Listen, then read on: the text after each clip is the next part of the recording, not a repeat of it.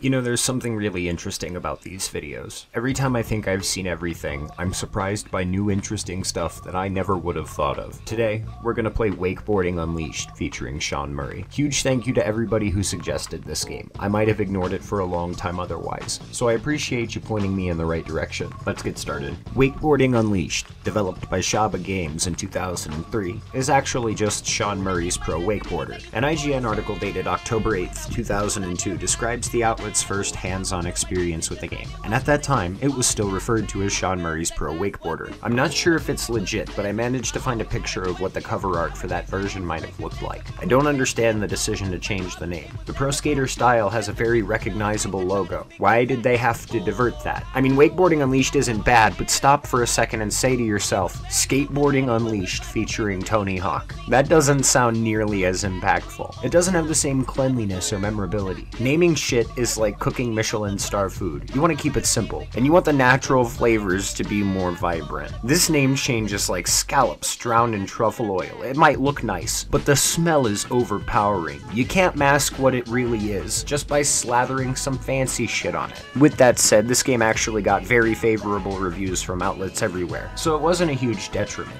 I think sales probably would have been better, but that's conjecture. The port I'm playing today is the PC port, handled by Aspire, who ported pretty much every Tony Hawk series game to PC. Before I talk about the gameplay, let me explain what wakeboarding is for anybody who doesn't know. Wakeboarding is pretty much water skiing, but with a tiny surfboard. The idea is simple. The rider holds onto a rope tied to a boat. The boat takes off, and the rider uses the waves of the boat to surf while they're using the force of the boat to pull them. This triangle-shaped wave behind the boat is called the wake, and it's the propellant force that makes wakeboarding work. That being said, not all wakeboarding is done with boats. Some contests use helicopters so that the entire park space can be ridden without any interruption. There's also one major difference between wakeboards and surfboards. Surfboards are open-footed, meaning you can fall off of them and have them fall out from under you. Wakeboards are like booted snowboards, meaning your feet are strapped to the board for as long as you'll be riding. So really, wakeboarding is a combination of surfing, snowboarding, and water skiing all at once. It's actually a really gnarly idea when you break it down. Tony Finn sat down and was like, we make all of this stuff for water skiing, but what about snowboarding? And Herb O'Brien, the founder of HO Sports, was like, yeah, we'll do literally that. The career mode here is similar to Pro Skater in theory.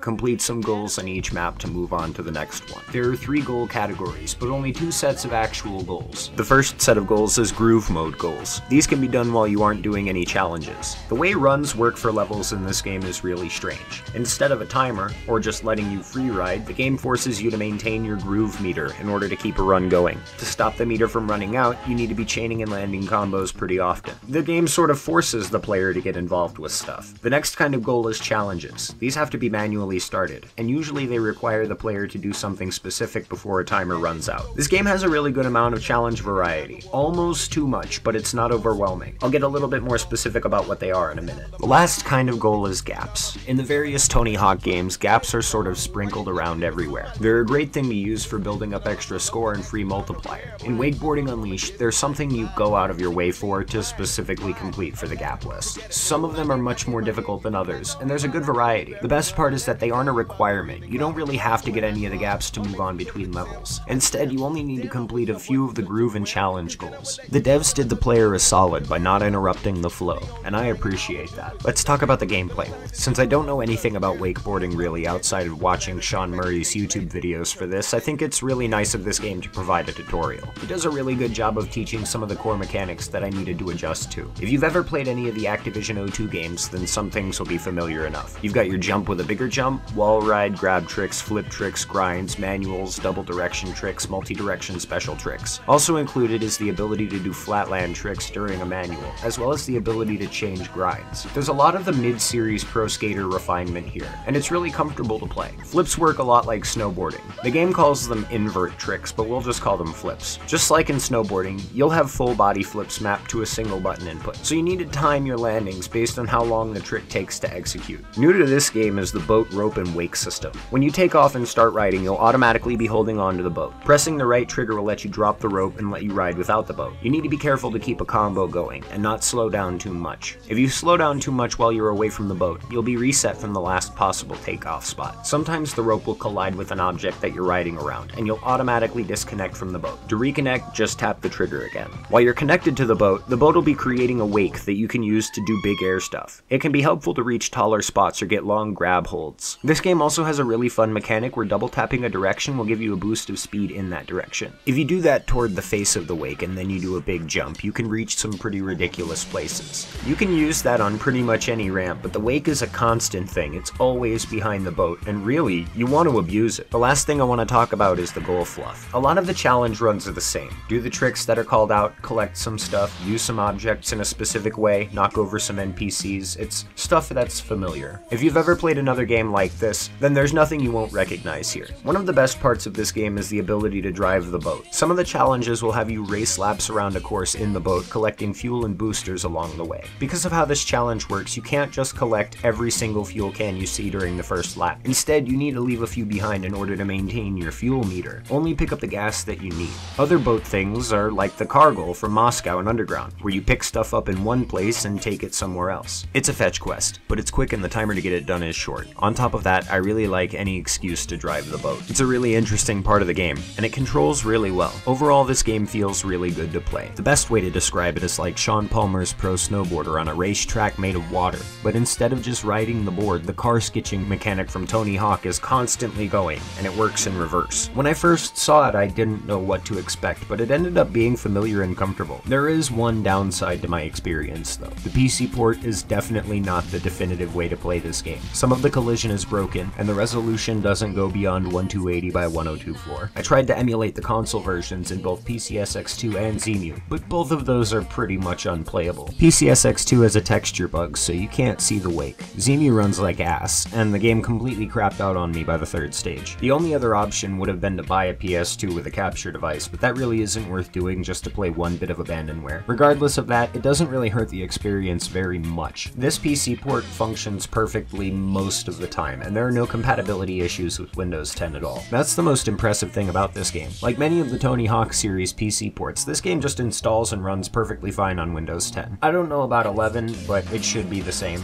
Visually speaking, this is a game from 2003, but also, it has a lot of really impressive things going on. The water and physics look somehow better than they did in Kelly Slater's Pro Surfer, and that game was really impressive for the time. I'm sad that I can't do any upscaling, but one advantage this PC port has over the console ports is extended draw distance. The entirety of a map is drawn and rendered without clipping, so you don't have to look at any fog or model pop-in. The maps are full of an impressive amount of pieces, and the variety between design in each of them is pretty outstanding. It feels so classic, like I've seen it all before. But prior to all of this, I didn't even know this game existed. I think, and this is just a theory, but I think this game would have sold much better if it were marketed as Sean Murray's Pro Wakeboarder. I don't know why the name was changed, but I do have a theory about that, and it would be cool if some developer or something could weigh in on what really happened. My theory is that some Activision executive thought the public was stupid, and that they might confuse Sean Murray for Sean Palmer. I know that sounds really messed up, but this is Activision we're talking about. They're the same company that said they didn't need microtransactions at a time when they were selling skin packs for $15 at minimum. Seriously, the name change is really interesting. I would love to know what happened.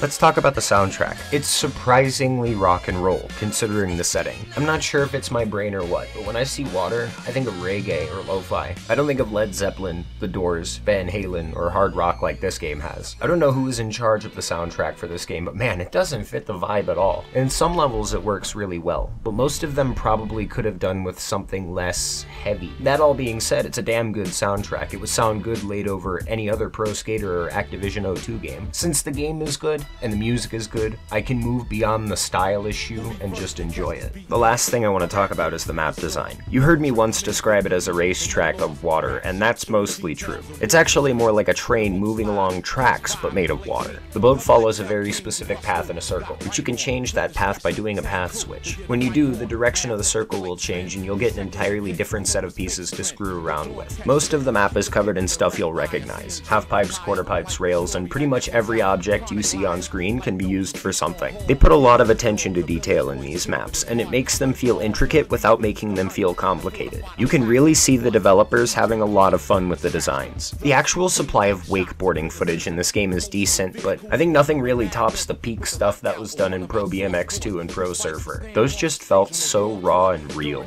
At the end of everything, I think I can confidently give Wakeboarding Unleashed an 8 out of 10. When I talk about getting a fresh experience on a familiar idea, this is exactly exactly what I hoped for. This game has so many interesting ideas that really change the way the familiar pro skater formula works. Much of it is made really well, and there's a ton of it to see if you're interested in it. But for me personally, there are two things that prevent this game from being a 10 out of 10. Number one is, I don't really like the water, and Wakeboarding Unleashed didn't really do anything that made me want to go out and try wakeboarding. I mean, it definitely looks really interesting, but the thing that makes me want to try wakeboarding is watching Sean Murray himself float around on a foil. The game doesn't really contribute much to that. The second biggest issue for me is the actual variety of things to do in this game starts to feel pretty limited after a while. The wakeboarding itself is nice, and it has the replayability of all of the other games, but there's not a lot of customization. The goals don't really give you any reason to repeat the career with multiple different riders. There's also not a lot of incentive to disconnect too far away from the boat most of the time, since pretty much every goal can be done while attached to it. There are a lot of good ideas in this game that need a sequel or a remake to really iron out some of the finer points. A good remake of this game would be exactly this game, but with more level pieces and more actual goals. There's a recipe for something really awesome here, and it just needs a little bit of work. Now that I'm done with that, like I said, I wanted to get back on track with the Tony Hawk series of games. We'll get to the favorite ones soon, but first I need to talk about the only mainline pro skater entry I haven't covered yet. Until then, thank you, and have a nice day.